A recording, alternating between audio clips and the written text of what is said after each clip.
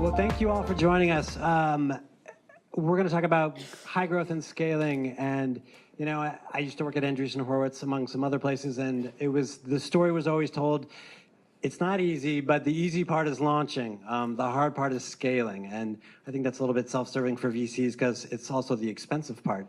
But we're here to talk about high growth and what that means and what scaling means for both culture, for teams, in some cases for your technology, and also for your leadership. How do you scale yourself, you know, as a leader as your company grows? And so I want to get into all those topics with you guys, what the inflection points are, what will help you along the way, and I suppose what could do you in along the way.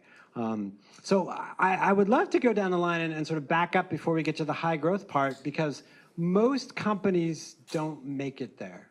They don't get past the launch phase. And as founders, I want to sort of get a sense of from you, and Justin, let's start with you and go down the line of, when did you realize you're at that point where you sort of needed to think about scaling? Was it obvious? And as a founder, did you see it coming?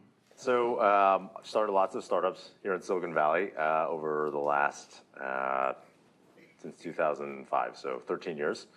And most of that time was spent in periods of no growth, not high growth, like in product market fit hell, trying to figure out something that would actually work and grow in a variety of different companies. I started this company called Justin TV, which was like kind of a live video site for anything. And then eventually we turned that into Twitch, which was a live video site for gaming, which is now a part of Amazon.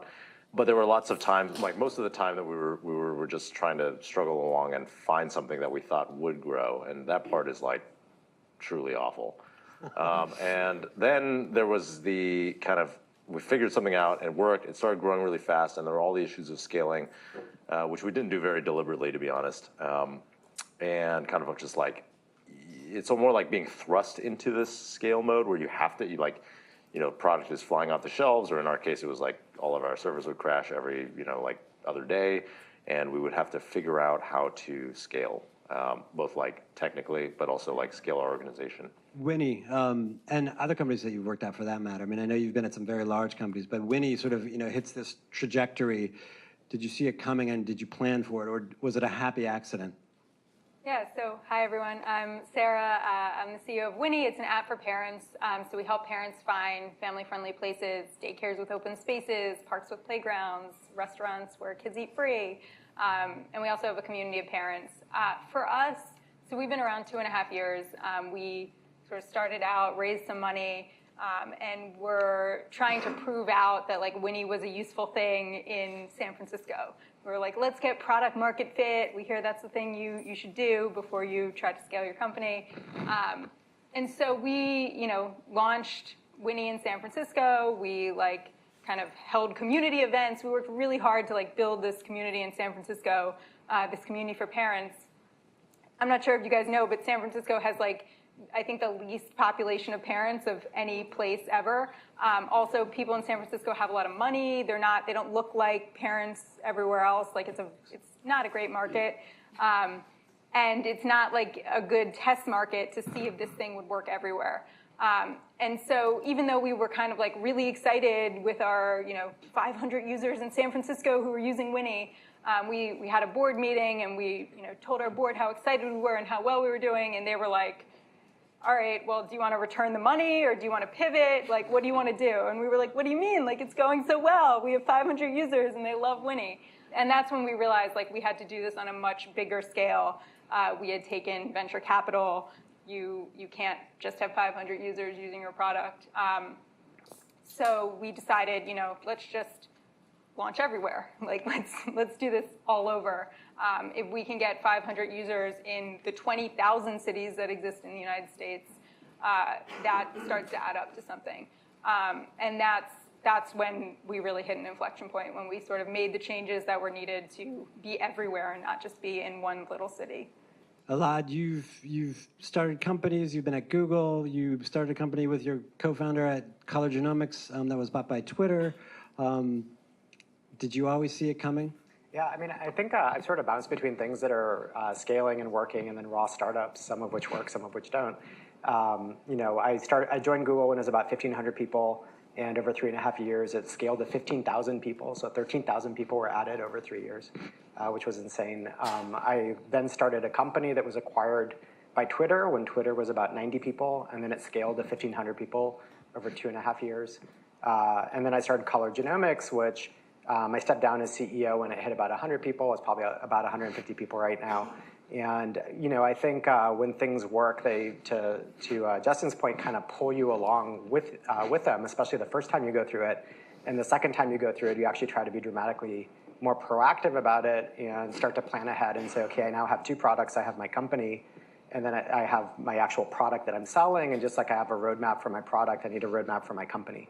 And so I think the second time around, you have a bit more of a level head, and you say, okay, now I need to think ahead. I need to think about executives. I need to think about hiring.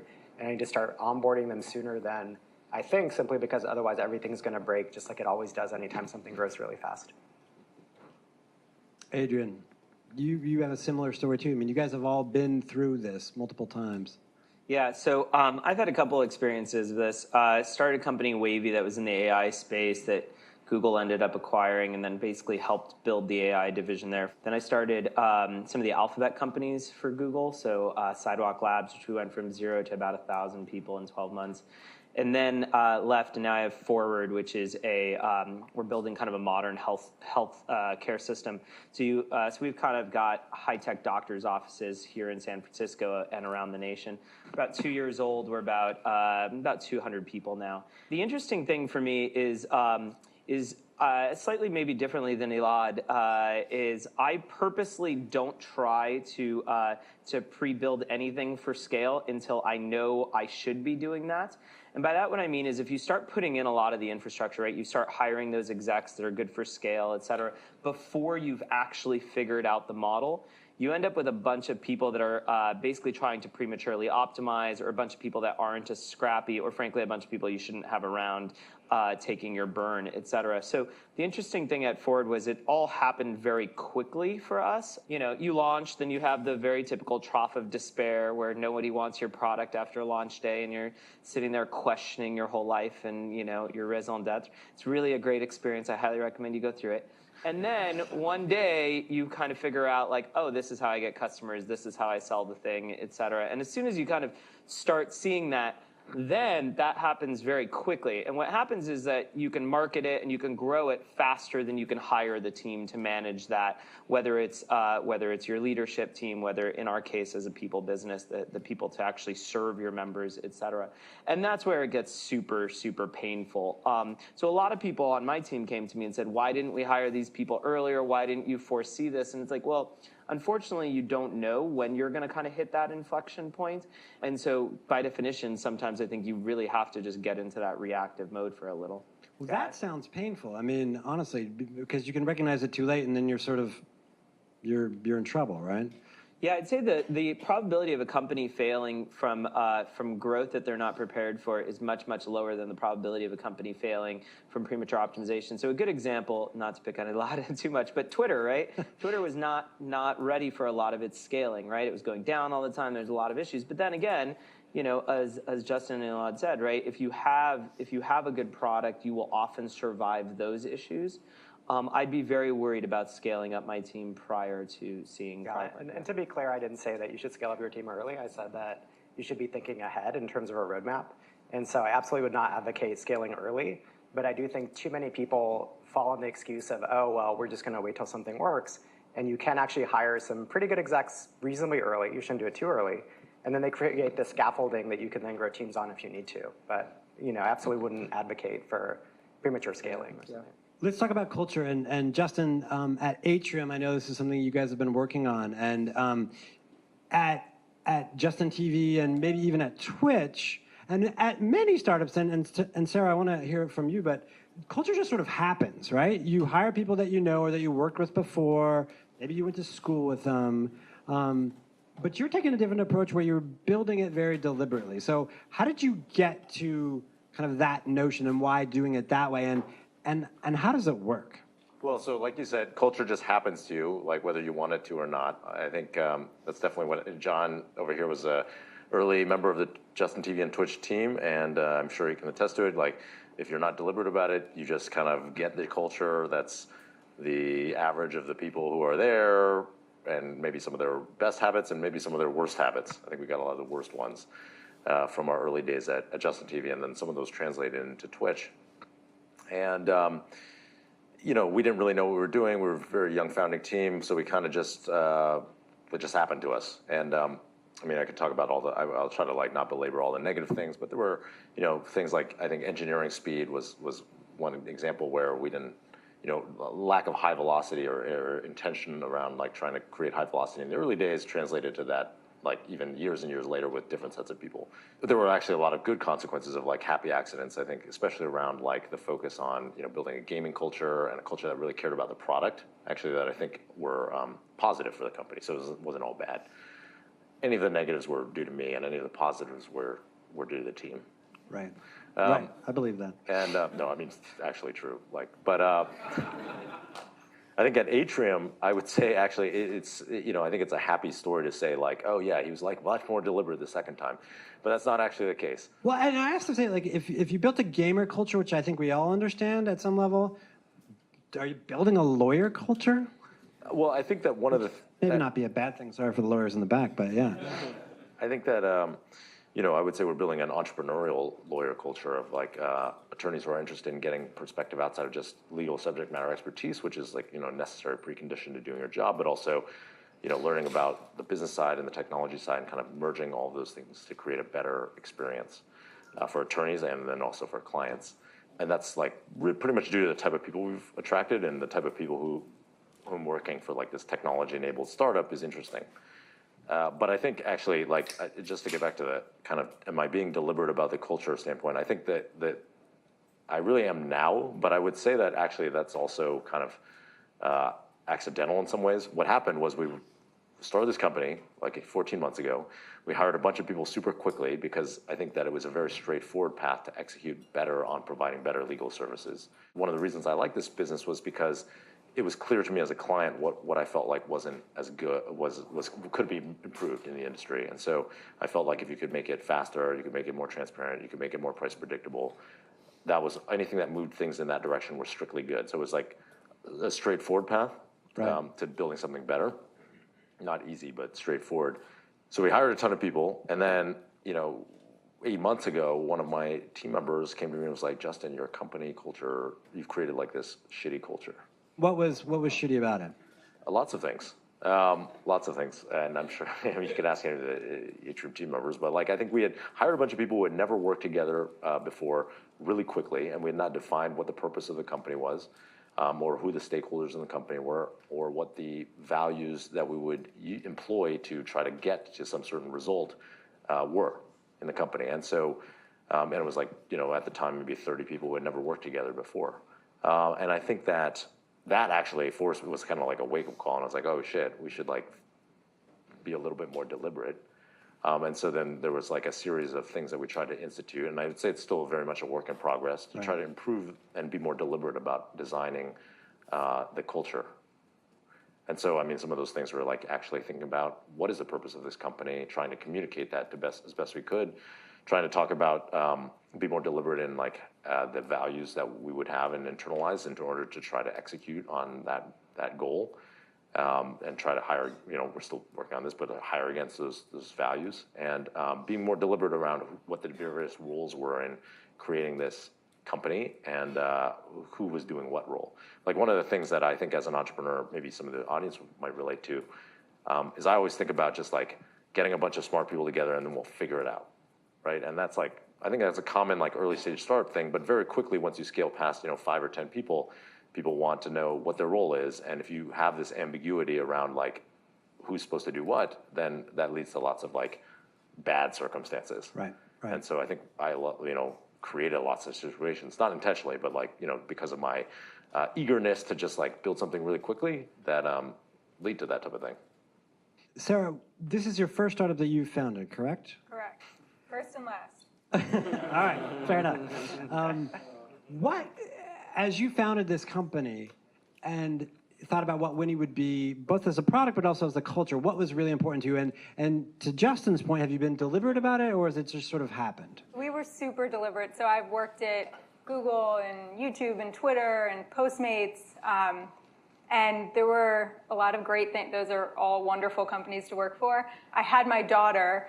I became a mom, and I realized a lot of stuff about those companies just didn't work for me as a parent. The really heavy drinking culture, the expectation that you're going to work 24 hours a day, 7 days a week, the expectation that you're going to be off-site all the time and hang out with all these other people that aren't your family. And I didn't feel like those things were required to make a successful company. In fact, I felt like they were really distracting, and that people didn't actually like those things. I didn't, even when I was a single person, I didn't really like getting drunk at work every week. It didn't make me feel good about myself. So I kind of took a bet with my co-founder, who's also a parent of 2 kids, that we could build the most family-friendly startup. We could build a really flexible culture. We could build a culture where you really weren't supposed to work at night and on the weekend, and we could still be successful. And we were very deliberate about that from the beginning, and we also modeled that because we had to. And so I think that helped ensure that would actually be the culture, because the founders leave by 6 p.m. every night. No one else is hanging around. And when you did that, did you find that the people who came through the door, the people who wanted to come work alongside you, especially at that early stage, they fully embraced it, and you attracted the kinds of people that you wanted to, or that you had hoped you would? Yeah, so I thought there's all this untapped talent in parents, and we're going to attract those people, those parents who want to work for startups but can't put in that 24/7 work. But we ended up just we have some parents, but we also have a lot of non-parents, and they were just attracted to that flexibility. They wanted to work for a startup, but they didn't want to get drunk every night. That was appealing to more than just parents. So that was kind of surprising, but not surprising if we really thought about it. Elad and Adrian, I want to ask you both this question, and actually all of you guys, but once culture is sort of established, one of the things that we're seeing here in the Valley, especially after you hit a period of scale and there's this high growth moment, can you change it? I mean, can you kind of wind things back and say hey, I know we screwed this up. We're seeing this multiple times with multiple high profile companies. Is it possible to change? Yeah, I mean, culture is definitely going to change, because if you think about it, if you grow from 50 people to 500 people over 2 years, 450 people are new.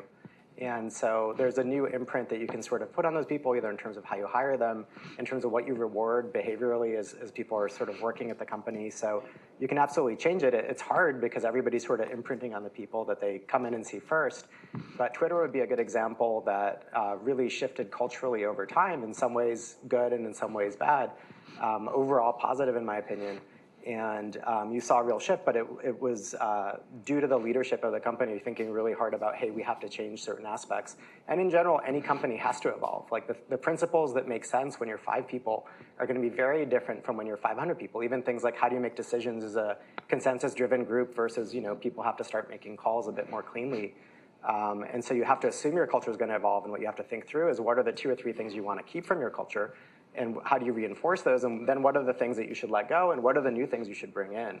And so they absolutely evolve, whether you plan for it or not, and so you may as well plan for it. And are there specific inflection points? And Adrian, let me ask you this. I mean, you say 5 people versus 500 people. Is that the sort of the range, or is it 5 people to 10 people, 10 people to 50? What is it? So I would personally say that there's not a one-size-fits-all. It depends a lot on, for example, are these people all in a room working with one another, or are they geographically distributed, right? So at Ford, we have this interesting challenge, which is we've got doctors' offices everywhere. We've got a telemedicine team that works from home scattered around the planet, right? And more than just thinking about how quickly can I change that culture, you also have to think about, well, are they all one culture? And they're almost certainly not, right? So in Justin's business and my business, we're actually trying to mix or at least have multiple cultures cooperate, right? We have doctors, he has lawyers. And we went through a lot of growing pains early on where we were trying to get doctors and engineers to talk to one another. And dear God, don't let a 22-year-old engineer walk up to a doctor and say, why do you do it that way? That's stupid. Doctor's like, I went to med school for 10 years. What are you talking about, right? So you have to kind of learn how to do this. Now, the interesting thing that's worked well for us is we have an all hands of the whole company once a week.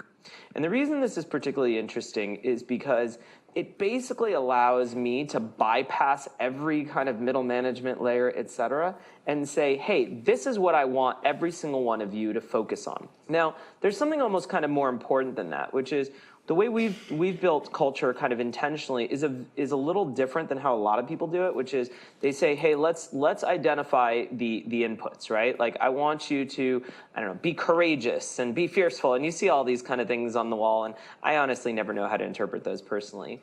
We've taken a slightly different stance. We've said the culture that we want to define is about why are we here and what are we trying to do, what we think of as kind of our North Stars. And you may approach that in a fearful way, and you may approach that in a timid way, and that's totally fine, right? But as long as we're aligned in what we're trying to do, I think that even though you have a much more diverse culture, it seems to work a lot better for us. Justin, how do you bring the lawyers along? How have you meshed those two cultures? Well, I think it's very much a work in progress. I mean, I think that we started off by, my co-founder, Augie, was a partner at work, but he was like a partner who was trying to figure out a different way to do things and like how he could scale his business in a kind of super linear way. And so, I feel like it starts with just like the first few people, and then he was very good at recruiting attorneys who were interested in like trying to figure out a different way of doing things. And so that was kind of like the seed group, and then now we're like expanding from there. But definitely I think there's like a learning curve on both sides in terms of like the engineering side, understanding, what the legal side does and why it's valuable, and then vice versa. And, I would say it's like not a solved problem. It's like definitely Right. something that we think about a lot in terms of, we're implementing something like a shadowing program, for example, that get people to understand what other job roles in the company do. But I'll, check back in 3 to 6 months and I'll tell you how everything has went.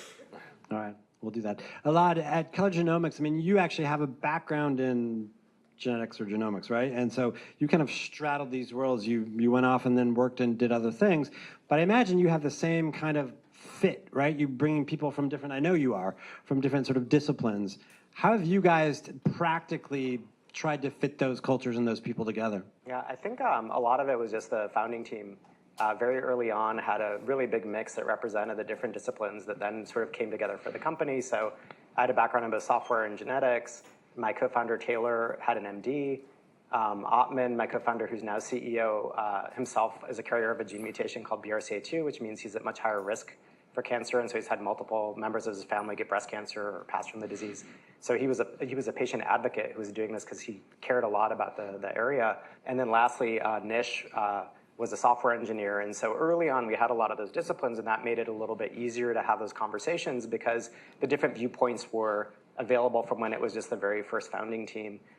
It did get difficult at times as we started scaling that up because you add genetic counselors who are trained a certain way and other pathologists and more software engineers, and then you end up with differences of opinion or differences of perspective in terms of, to Adrian's point, the degree to which you should rethink things. Like, should you really rethink 20 years of medical practice if you think it's wrong?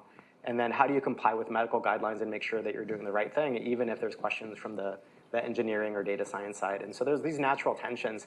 Honestly, that happens in every company. If you look at things like engineering versus product versus design, there's always tension there, and you have to figure out a good way to navigate that. And every technology company has to deal with that kind of tension. And I think there's a natural tension between these other disciplines as well. Do you guys have a common language? Do you need to work toward that, or does it really matter? I mean, Yeah, we use Pig Latin as our common Good. language. Yeah. It's awful. There's a tip for you. Pig Latin, write that down. Yeah, that's a good tip. It's in the book. Sara, you talk about building a culture around parents, and you're a parent now of 2 children, one that's much smaller, and your second child, 3 months, right? 3.5 months? 12 weeks. 12 Not weeks. even 3 months yet. Wow.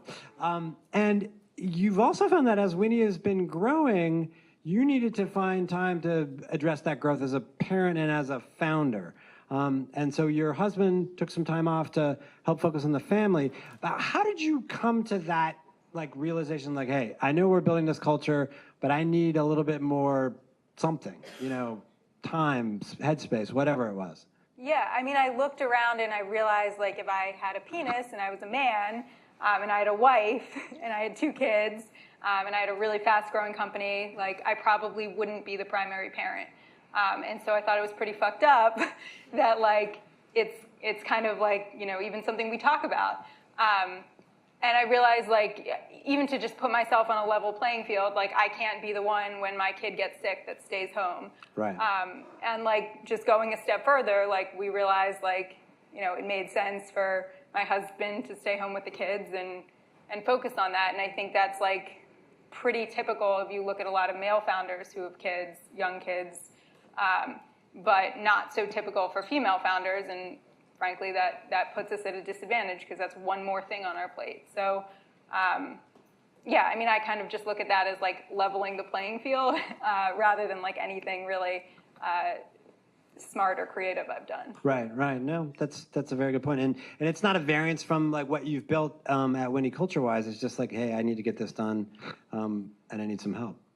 Yeah, I mean, I'm still a very involved parent, and Right. like I still have to give birth to these children. I can't outsource that part, but yeah, I mean, I think it's women especially put a lot on themselves to do everything, and I realized, like, you know, if you can't convince your partner that your company is going to be really successful and they should work for you, like, who can you convince? And so, Right. like, I had convinced him, and he was on board, and so that's what we did.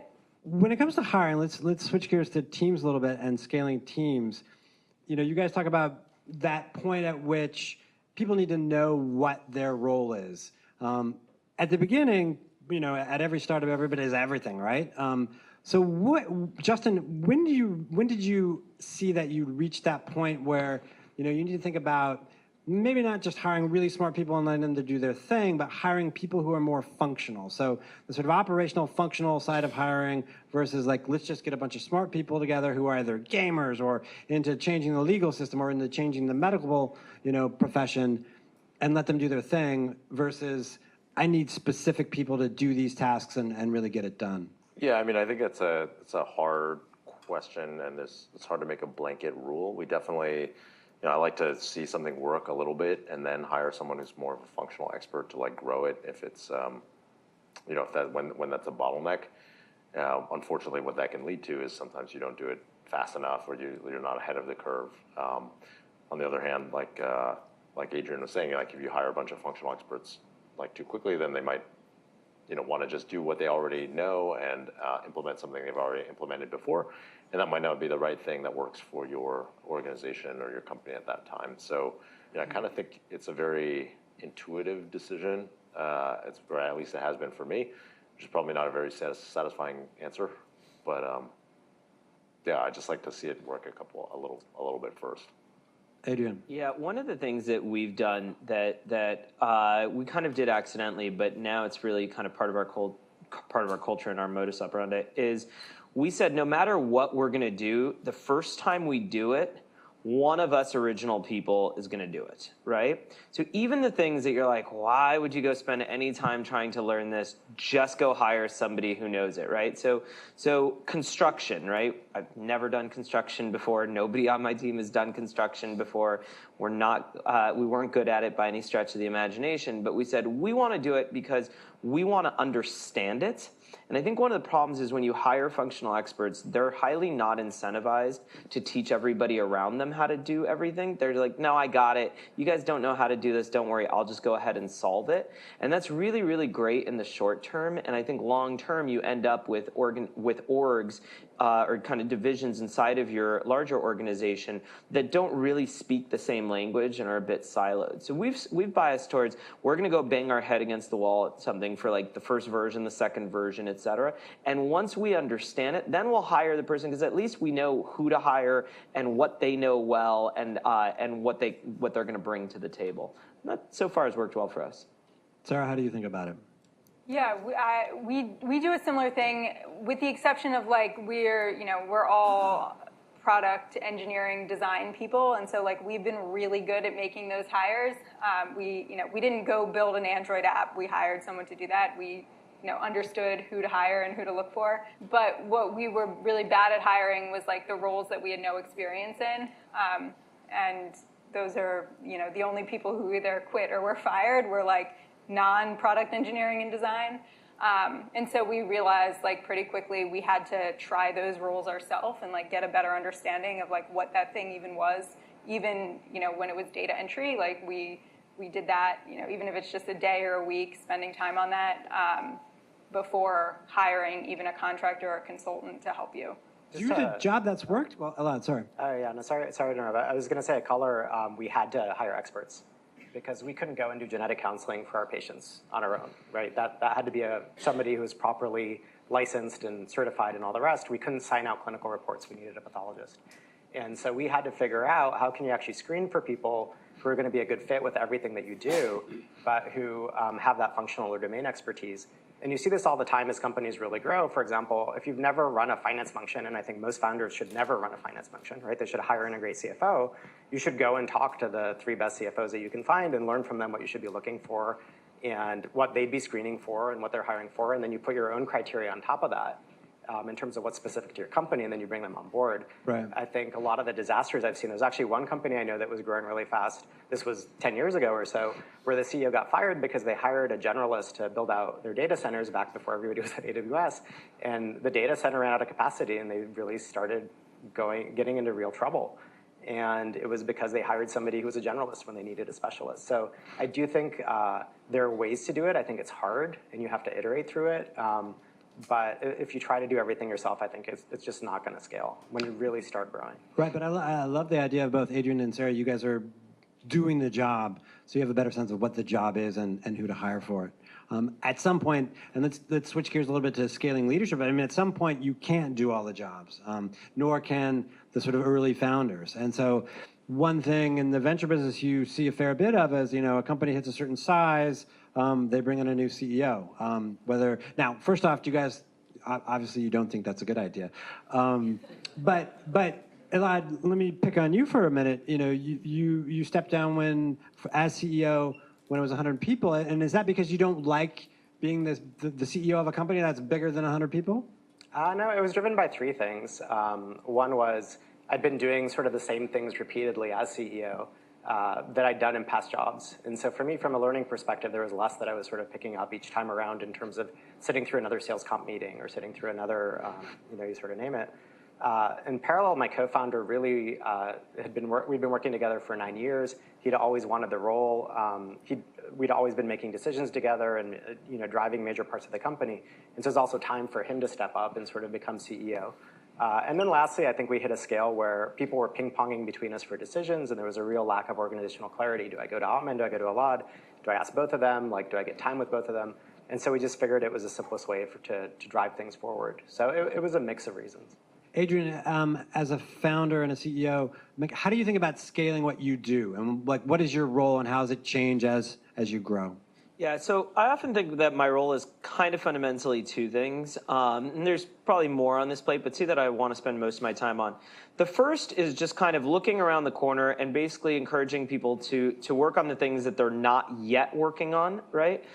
People are really, really good at working at the thing right in front of their nose and not looking like 1 or 2 years. And typically, when you think about seniority in an organization, the main thing that you're changing is just your time frame upon which you're considering the problem, right?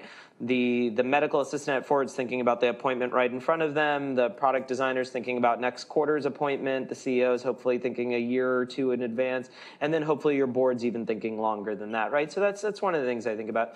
And then the second thing is you're kind of looking for just entire holes that don't yet exist but will need to exist. It's slightly different than saying, hey, I know you're running the product, think just a little further. This is, hey, maybe we don't have a people ops team yet, or we don't have an expansion team yet, or things like that.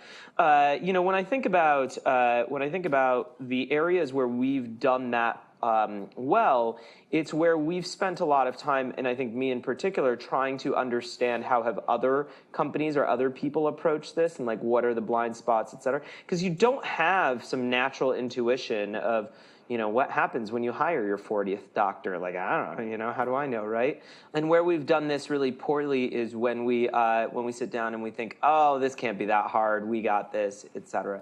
So, I mean, the main thing I'd encourage people to do is, and I even tell people when they're raising their angel rounds, the most interesting thing you can do in an angel round is get a bunch of entrepreneurs that are like 1 or 2 years ahead of you with as similar a problem space or problem as you can. Because then you just get to call them up and be like, okay, what am I going to face in 3 quarters? Just tell me now.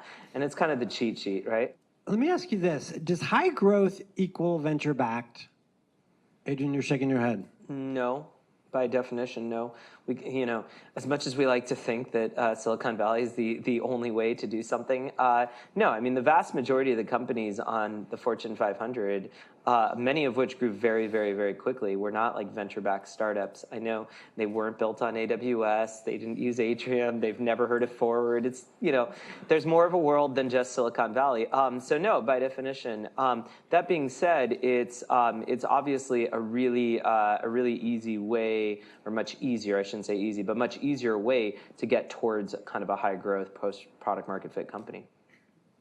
Justin, let's get back to the leadership thing. I know you want to empower your employees to do everything, which begs the question of what you do, or what do you see as your role? Sure. I mean, I think that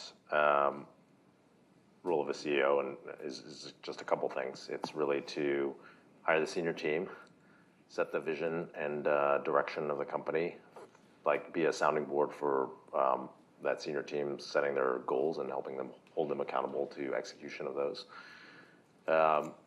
Make sure there's money in the bank, and then probably like 1 or 2 other things that you actually like to do. Like what? What do you like to do? I really like this kind of sales and working with startups component of the business, because that's similar to what I was doing at Y Combinator or as an angel investor. So if I can be helpful to our companies during the sales process or afterwards, that's something that's very fulfilling to me personally. I like doing, and I feel like I'm pretty good at. Sara, I want to ask you, like, as a CEO and founder, co-founder, what is your role, and how do you think about what you like to do and what you most want to do? Yeah, so I remember when I went out for maternity leave when I was working at Postmates, I had like a 5-page long doc with like all my responsibilities and who I was handing off each thing to. And I just took maternity leave for this baby at Winnie, and I think I had like 2 bullet points, it was like stupid stuff too. It was like, make sure the trash gets taken out on Wednesday, or like our landlord's gonna be pissed. It wasn't like anything important, and I was really proud of myself that I was basically doing nothing. And that's because you're doing it all the time, like doing the important stuff. Regardless? Because to echo like the other folks, like I feel like the job of a CEO is to basically be thinking about what is the next thing that needs to get done. Right. And if I'm finding myself spending more than like 25% of my time on any one thing, that's like either an opportunity to like automate it, hire someone, hand it off to someone, maybe not do it in a lot of cases. And I feel like I'm just kind of like doing the more experimental things to figure out what, where we should be looking next, what we should be thinking about, and also the thing that I'm responsible for, which is making sure that there's money in the bank. That's the only thing I feel like I really, and that and recruiting is like the things that I need to be on top of. I mean, if you had to, and I'll ask you, so maybe you have to, if you had to divide up sort of the percentage of your time spent on recruiting versus fundraising versus, deciding where you're going to be 2 years from down the road, how does that pie get cut up? I mean, fundraising is like when you're doing it, it's 99.9% of your time, and then when you're not doing it, like maybe 5% in terms of like relationship building. Now I'm not doing it, which just feels wonderful. But if anyone wants to give me money, I will take it. 5% of her time. You're always, everyone is either someone who can give you money, someone who can work for you, or a potential customer. And so like you're just constantly selling. I feel like that's what I spend most of my time on. Elad, you wrote this book about high growth companies and scaling. What can kill you? I mean, we started this discussion by saying like it's far more likely that you're going to die on your way to being a high growth company than during the high growth phase. But we're in this phase, ideally for all of you in this room. where can things go horribly wrong? Yeah, I think once you have product market fit, basically every company makes an enormous number of mistakes and they survive because the market is pulling the product so hard that it kind of doesn't matter. And so you see these massive mistakes made over and over and over. And you're like, how can this company survive? And how can these founders do this with such a great opportunity? And yet it works. And so most of the time things work out. Every once in a while you see somebody truly crushed by competition. It's very rare. Microsoft very notoriously did that for everything that exists in Office. Basically every single one of those was a standalone company that they either crushed or bought, or sort of both. That's a rare example.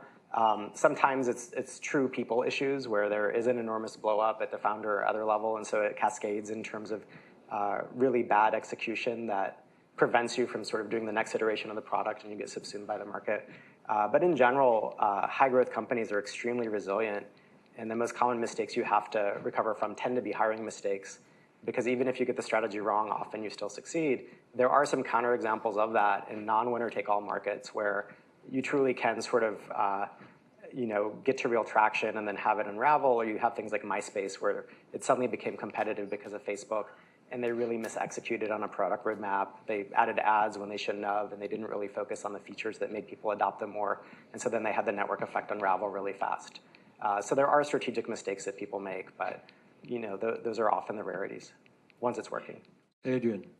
So I think of, so first off, I strongly agree that most startups will die by a suicide, not homicide, right? So I spend not too much time, when people come to me and like, who are your competitors? Who are you worried about? I'm like, well, they have 0.0001% market share and we have 0.000.1%. It's like, why are we even talking about this, right?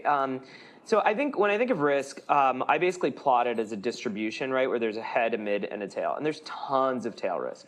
If you walk into our headquarters with a grenade, you blow it up, we all die, trust me, our company's not going to do well. We don't spend time focused on tail risk. We can't afford it. It's just not efficient, right? So then you think about, okay, things in the head. And mostly what you start to find, not all of them, so there's things like people issues that can be catastrophic pretty quickly, but most of the issues are recoverable if you have enough time, right? Because basically you're often on a shot clock where it's like, I've got some round of funding, I need to get to the next one, I've got to clear the hurdle of whatever, 2x my prior valuation, whatever it happens to be. So mostly what I spend my time thinking about is be humble and presume that you don't have any of the right answers, right? That everything we're doing is entirely wrong. What we need to do is execute as fast as possible to learn that what we're doing is wrong and learn how to do it properly, right? So if I can think of like one of the things I spend a lot of time focused on or have the most amount of leverage on is how do you define your organization to reduce organizational complexity to the point where people can move extremely quickly and iterate through bad decisions? Sara, what have you seen that can send you off the rails? Nothing. I think it's like Adrian said, like it's just a matter of time. Like when we first started out Winnie, like my husband got cancer and I was like, oh, now I have to shut down the company. Like I have to keep him alive. And so I signed offline. I didn't even have a transition doc. I just signed off. And like the team was even more productive than when I was there. Which was a little disappointing for me. But That's yeah, amazing. and What do you my mean? husband's good now, and he's a stay-at-home dad, and he's doing Great. great. Yeah, so I think like it's just you gotta have money in the bank because if you have enough time, you can figure anything out. And companies just die because they either decide they want to quit or they run out of time. And money equals time. Yeah. Yep. All right, questions from you guys. Could you guys hear the questions? It was about in the healthcare system, the somewhat labyrinthine healthcare system. Have you thought about partnerships with established healthcare providers? Yeah, so for folks that don't know, we are an entirely parallel kind of healthcare system. We don't work with the existing healthcare system. You pay us separately. We don't work with your insurance, et cetera. And the reason we did that from the beginning was that I don't know how to fix the healthcare system, honestly. Like, it's pretty screwed up, and I don't have some brilliant solutions there. We've been really fortunate that a lot of the players in the healthcare system have asked us, Kaiser, UCSF, Cleveland Clinic, all asked us, will you build our clinics going forward? We'd love to use your technology. technology, et cetera. And it's really flattering and it's great. I also think it's a little the devil's candy, right? And so one of the problems in healthcare is the second you kind of like dip your toe in the water, they just suck you right in, right? And so you start to very quickly, as you kind of unravel it, realize that there's massive regulatory hurdles to working with them. And remember how my prior point was really that kind of arguably the number one most valuable thing you can have is just speed of execution and speed of learning. Well, you lose all of that overnight the second you start working with them. So for us, the only integrations we could do would be very serious integrations, so I'm very scared to do that when we're still fairly young in our formative years. I think we would do that more kind of as we mature. There's other companies in the healthcare space like Color where it makes a lot more sense, I think, for them to work with the healthcare systems. In our case, apparently we're just more arrogant. We just want to rebuild all of what they've built. But you got to remember, Kaiser was built by someone one day, right? And so if they could do it, maybe we can do it too. So your idea of a parallel healthcare system is we're going to do it differently, sort of from top to bottom, and hopefully the world shifts that way, or your way, I should say. Justin, is that the same thing in the legal world? I mean, are you sort of building a parallel? Well, I mean, I guess it's like a parallel, firm in the sense that we're not building software for law firms. I didn't think that the incumbents were incentivized. I mean, I guess it was similar where the incumbents aren't incentivized to invest and adopt software because there's like no reason for them to. When you're on this hourly billing model, there's no incentive to increase your productivity because you don't capture any of the gains in productivity. So we did, in a way, we felt like we had to kind of verticalize and build this full stack solution in order to incentivize and create the incentive structure where we would be trying to make things more productive over time. Do you kind of incorporate any models in terms of your strategies? And number two is, do your financial models actually look ahead for something that could happen like 2008? Elad, I see you nodding your head. I was actually in that Sequoia meeting. So my first startup was backed by Sequoia. And we just closed seed funding, and then the crash happened. And we went to that meeting where they said, I remember the slide, it said, "Rest in peace, good times," and there was a tombstone. And of course, the best companies of the last, recent era were all started in 2008, 2012. And so obviously they were wrong. And it's a great firm and they have great insight, but in that circumstance, they actually miscalled it. I think we're in a really interesting era where we've just had an 8 to 10 year bull run, and public market comparables are at all-time highs for certain sectors. There's a lot of free money just sloshing around, and there's two types of free money. There's just low interest rates, so that means that the ROI that you need to actually prove for the capital is very low. But secondly, there's sovereign wealth and other actors pouring literally hundreds of billions of dollars into our ecosystem, and it's ROI insensitive money because basically they're trading old world assets that they have into technology assets, and they're diversifying their economies through vehicles that are sort of big aggregators of capital. And so what that's doing is inflating valuations dramatically for some companies. I think there's some companies that will just look really cheap in hindsight, including the ones on this panel here. And so I do worry about a world where interest rates go up because that's the only catalyst I can really think of besides some crazy disaster that will really start to drive down public market comps. And I think what will happen is there will be a whole subclass of the unicorns, maybe half of them, that currently don't deserve the valuations that they have. And those folks are going to be unable to raise future rounds as comparables come down dramatically, and they're going to be way out of whack relative to reality. And so I do think that's coming. I don't know when. There's a great saying that the best way to lose money is by thinking that you can time the market. And so I don't think it's 6 months, but I don't think it's 10 years. And so the question is, when will that happen? And I think the best companies will be able to adopt because they'll have real fundamentals to their businesses. I think some companies will get stuck in the middle and get really squished, and it'll be unfortunate because they could be very promising. And there's a bunch of companies that just aren't worth what they think they are, and I think those are the ones that'll suffer. But even that, what you describe is a very technology, Silicon Valley, maybe tech industry focused kind of view. But there's this other broader cultural cycle going on where tech's kind of in the crosshairs in some sense. And do you guys think about that? Do you see it? Do you feel it? I mean, you guys are working across the board on things that actually are good things, right? So how do you think about that? I think all of that stuff is pretty much noise, and you should just think about building your business in a ethical and the way you want to do it in a manner, and all this other stuff. I'm like, doesn't really matter in terms of are you building a product that your customers want? So I think one of the things that's interesting is how short-term people's memory is, right? We love maybe not here in this room, but society at large, especially in Europe and other places right now, loves to hate on tech companies, right? Loves to say they're ruining the world, et cetera. And then you go and you remember that like your grandparents didn't always have food available, right? It's not like progress is like incremental. No. There is like step function change like you just look at lifespans, you look at disability adjusted life years, you look at the houses we live in comparison. Yes, houses here are super expensive. Trust me, your life is still much better than your grandparents, right? And so when you start to kind of zoom out a little, I think Justin's basically 100% correct, which is in the moment it kind of feels like this. Oh my God, people hate us, people love us. But when you zoom out, it actually just looks like that, right? And yeah, there's some kind of blips in there, and there's no question that tech does a bunch of stupid things all the time, and we affect people and we do negative things. But I think I'm pretty long tech. With the high, number of high-profile suicides and mental health issues generally on the rise, how do each of you stay calm, de-stress, and in general, manage your stress? Good question. How do you keep so calm? I literally have a bracelet that says "Be calm." And I just look at this bracelet. Yeah, and it does help. It actually helps, surprisingly. I also meditate every day, CEO coach. I have a gratitude journal. Writing that fucking gratitude journal every day.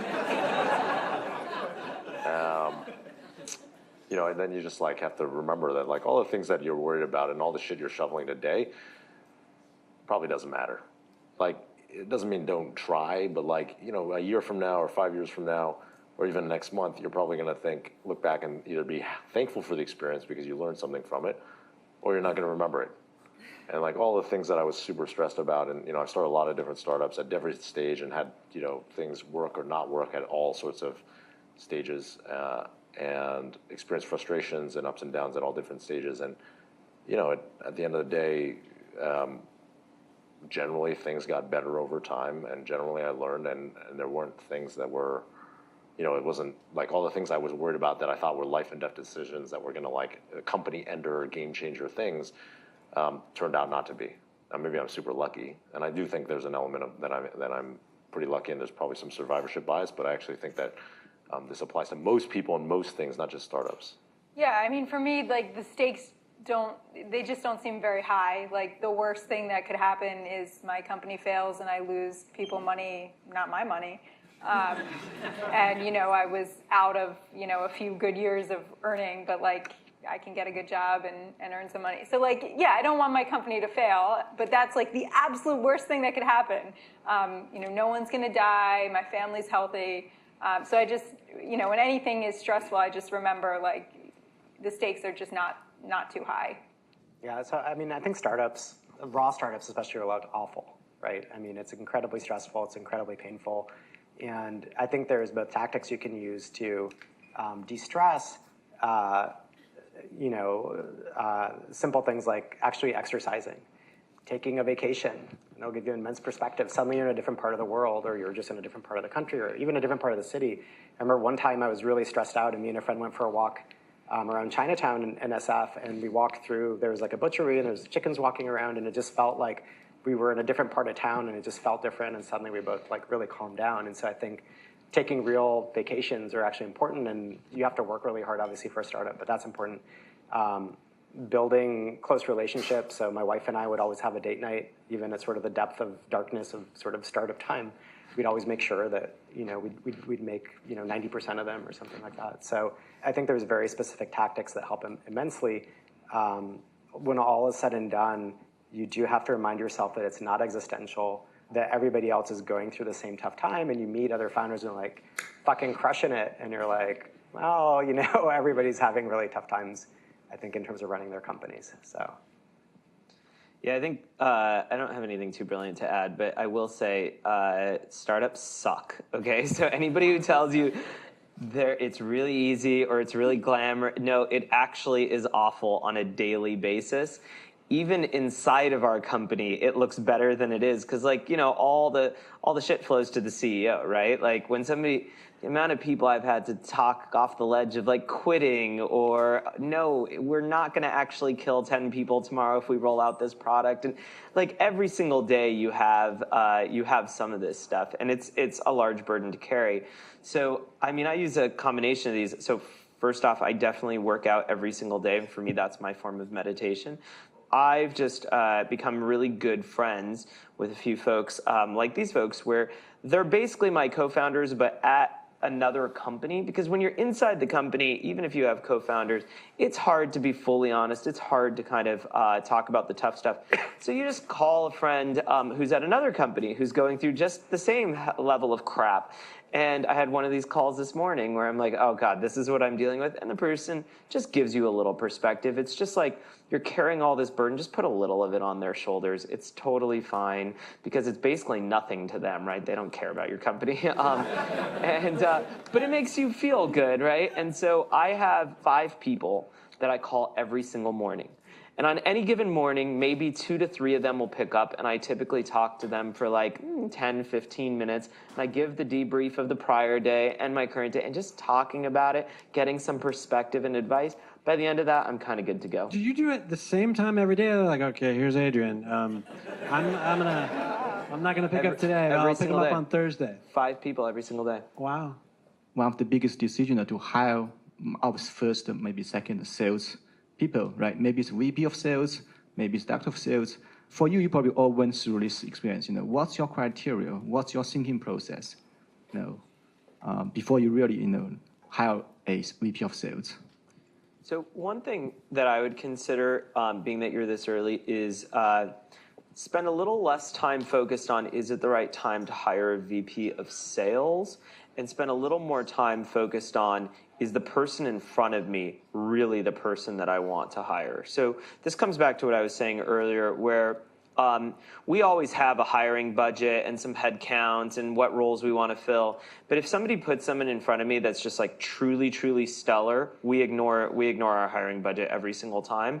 And I've never regretted bringing somebody who's stellar. So if you're not totally sold, like, is this the right time? Is this not? Maybe spend less time focused on the role and more on, like, can I just get a really smart generalist? All right, I want to sum up just a little bit what we've heard tonight. Starting with startups suck. They're really, really awful. Thank you, Adrian, for that one.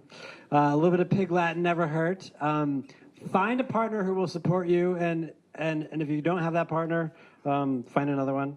Plan for scale, but don't implement too early. And it sounds like it's a pretty nuanced thing, but plan for it, but don't go out and hire these people that aren't going to fit the bill too early. Look for holes that don't exist yet. This is the Adrian key. Seems like it's the 5 people, and it's these entrepreneurs who are your cheat sheet. So find entrepreneurs who are 1 to 2 years ahead of you, 5 of them maybe, I guess, and call them every day. Wait. No, important factor. Of the 5 people I call, only 2 of them are entrepreneurs. It's actually really important you get perspective from people that are not in this echo chamber. All right, even better. So find those entrepreneurs, but then find other people to talk to. Wear your bracelet that says "Be calm." Most startups die by suicide, not homicide. And I love this, Sara. It's the stakes aren't that high. To Ottman's point, it's not existential. Like, things will get better. It's not the end of the world. Do what you do. You guys are already doing a great job. I want to thank Adrian, Elad, Sara, Justin. Thank you guys so much.